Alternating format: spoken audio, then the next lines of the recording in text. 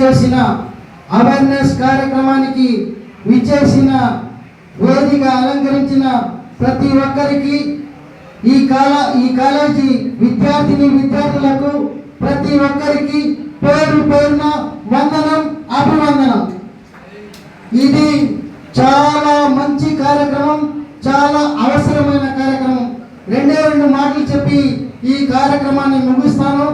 మీకు అందరికీ తెలిసిన విషయం, 333 యూనియన్లకు అధ్యక్షుడిగా ఉన్నటువంటి మాజీ మంత్రి పి జనార్దన్ రెడ్డి ఆయన ఆరోగ్యం చెడిపోతే దారిలో తీసుకుపోతుంటే అక్కడ ట్రాఫిక్ జామ్ అయిపోయి సరైన వైద్యం అందగా ఆయన మరణించడం జరిగింది.